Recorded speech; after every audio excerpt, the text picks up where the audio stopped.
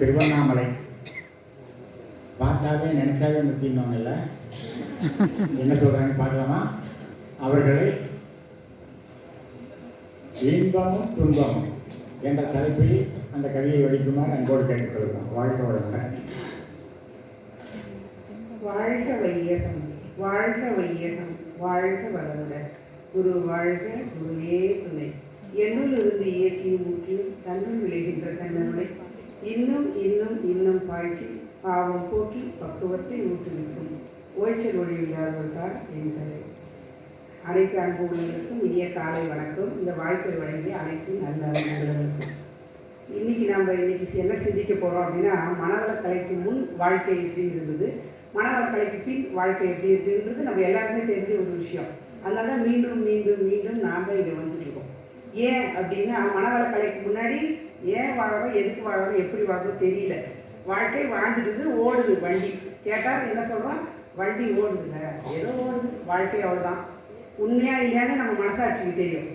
அப்போ இதெல்லாம் மனவளக்கலையில் வந்தால் மாறுமா அப்படின்னா, நாம் எத்தனை பேர் இதை எதிர்பார்த்து வந்ததில்லை. உண்மையாலுமே நான் எதையுமே எதிர்பார்த்து வரேன்.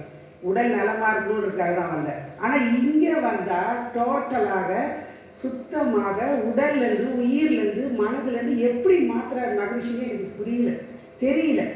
அப்போ இதெல்லாம் யார் மெயின்டைன் பண்ணுறது?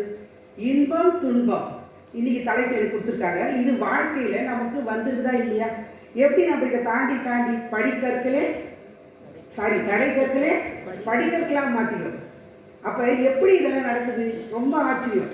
ஏன்னா என்னோடய வாழ்க்கையில் நிறைய விஷயம் மாற்றங்களுக்கு வந்ததுக்கு காரணம் மனவளக்கலை தான். இன்றைக்கி நான் மாறின குடும்பமாக இருக்குது, சமுதாயம் மாற்றிட்டே இருக்கிறோம். மாறும், இதுதான் உண்மை. வாழ வேண்டும் என்று உலகில் பிறந்து வந்ததில்லை. வாழ வேண்டும், உடலில் உயிர் இயங்கும் மட்டும். எப்படி மகிழ்ச்சியாக சந்தோஷமாக, இதுக்காக தானே பிறவி எடுத்து வந்திருக்கிறோம். ஆனால் அப்படியா இருக்கிறோம்? மனித பிறவி ஏதான் பிறந்தோம், எதுக்குடா வந்தோம், பாட்டை விட்டு போயிட்டாலே இவனே நினைக்காதீங்க. இதுக்கு அதுக்கு கனெக்ஷன் இருக்குது. சொல்கிறேன்.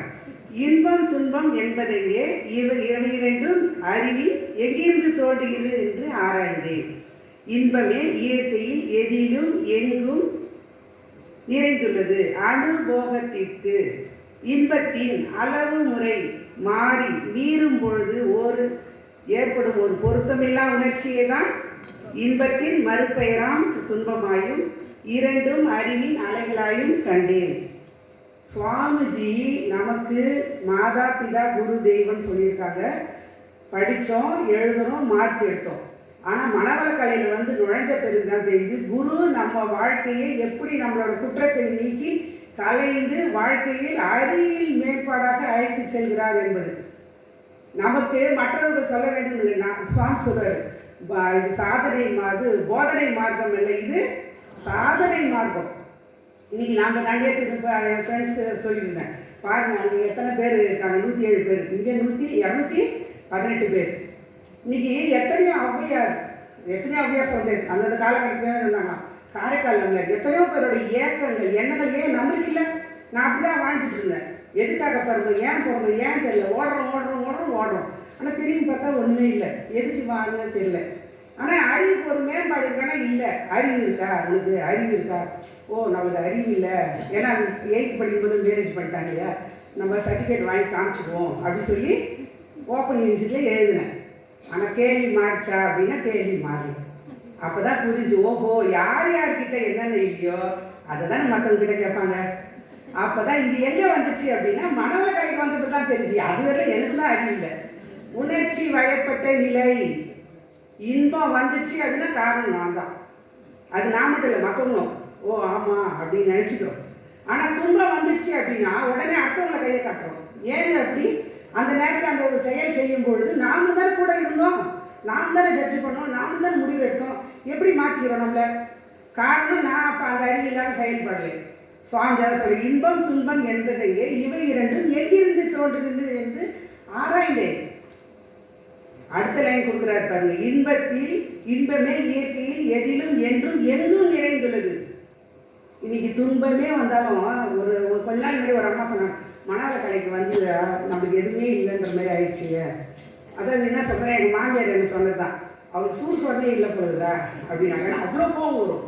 ஏன்னா மற்றவங்க மேலே காட்ட முடியாது இல்லையா, அதனால என் மேலே கவலையாக அப்போ எவ்வளோ அறிவு கேவலமாக நடந்துருக்கு பாருங்க. எனக்கு நன்மை எண்ணையும் அழிச்சுக்கிட்டு என்னோட எண்ணங்கள் மூலமாக தான் நம்ம ஃபேமிலி நடக்குதுன்றதும் தெரியாமல் இன்னைக்கு எவ்வளோ ஒரு மாற்றங்கள், உணவுல இருந்து இன்ப துன்பம் ஆரம்பித்து உணர்ச்சி வயப்பட்ட நிலையிலிருந்து எவ்வளோ நடக்குது.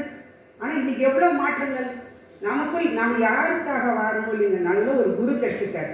குரு என்பவரே அவர் வழியில் நடக்கணும் தான், வழிகாட்டி மறந்தான். நம்ம அந்த இடத்துல நின்றுட்டோன்னா ஒன்றும் பலன் கிடையாது. நான் ஆரம்பத்தில் நுழையும் போது அப்படி வருவாங்க, ஓ இவ்வளோ கூட்டத்தில் உண்மையில சொல்கிறேன், சிங்கம் கூட்டத்தில் ஒரு எலி மாதிரி தான் இருந்தேன். ஆனால் இன்னைக்கு இங்கே நான் நிற்கிறேன் அப்படின்னா எப்படி என்ன நடக்குதுன்னு எனக்கு ஒன்றும் புரியல. காரணம் மகரிஷி மகரிஷி மகரிஷி தவத்தில் என்ன சொல்கிறார், என்னை பிடிச்சிக்கங்க உங்களை நான் அழைச்சிட்டு போகிறேன், அவ்வளோதான். எவ்வளோ ஈஸி, எவ்வளோ சிம்பிள். அப்போ இன்ப துன்பத்தை ஒரு நிறுவை பற்றி எனக்கு போட்டிருந்தாங்க தராசு திட்டமே. நான் நிறைய சொல்லுவேன், கத்திரிக்காய் வாங்குங்க தங்க வாங்குங்க, ரெண்டு பேலன்ஸ் ஆனால் தான் எனக்கு கரெக்டாக இருக்கும். அப்போ வாழ்க்கையில் எப்படி இருக்குங்க, அமைதி என்ற நிலையில் வரணும். அப்போ எங்கே நடந்துச்சது, அறிவு வேலை செய்ய தொடங்கி விட்டது. அப்போ இன்பம் வந்துச்சா, இது ஈஸியாக பேசிடலாம் அப்படின்னு நினைக்காதீங்க. வாழ்க்கையில் அனுபவித்து பார்த்தது தான் தெரியும். ஒவ்வொரு கட்டத்தையும் நான் ஒரு டைம் ஒரே சின்ன எக்ஸாம்பிள் சொல்கிறேன். வீடு விற்க வேண்டிய நிலைமையில் வந்துச்சு. அப்போ என்னோட சுற்றி இருக்கவங்களாம் என்னோட நிலையை பார்த்துட்டு கஷ்டப்பட்டாங்க. எப்படி ஆனது நான் சொல்லி எப்படி ஆனது உயிரோட இருக்காது அது போதாதா அப்படின்னு. எப்படி வந்துச்சு அந்த வார்த்தையில் எனக்கே தெரியும். அந்த அளவுக்கு தவம் நம்மை மாற்றுகிறது, நம்ம அறிவை மாற்றுகிறது, நம்ம செயலை மாற்றுகிறது. நாம் ஒரு உதாரணமாக வாழ வைக்கிறார் அருள்தந்தை அவர்கள். அப்போ இன்பத்தில் நிறைந்துள்ளது அனுபோகத்திற்கு. சுவாமி இந்த இடத்துல சொல்கிற சப்ஜெக்ட் மனம் 10 நிலைப்படியாக இயங்குகிறது. நம்மளுக்கு எல்லாம் தெரிஞ்ச ஒரு விஷயம்தான், ஆனால் அதை எவ்வளோ அழகாக சப்ஜெக்டாக கொடுத்துருக்காரு. உணர்ச்சி, தேவை, முயற்சி, செயல் விளைவு, அனுபவம் ஆராய்ச்சி தெரியும். லாஸ்ட் 3 தானே இருக்கணும். நம்ம எதை வந்தாலும் ஓகே வாழ்க வளம்பர், ஓ தப்பு நடந்துச்சா, குற்றம் நடந்துச்சா, சரி ஓகே பெஸ்ட், இதை விட நெக்ஸ்ட்டு, அவ்வளோதான். நெக்ஸ்ட்டு அந்த இடத்துல நிட்டோம். புகழுக்கு அடிமையாயிட்டாலும் சரி, இன்பம் வந்து சந்தோஷத்தில் போய் வேறு எதுக்காவது நம்ம சாப்பாட்டில் அடிமையாயிட்டாலும் சரி, எல்லா இடத்துலையும் அந்த இடத்துல நாம் இறங்க தொடங்குகிறோம். அப்போ அறிவு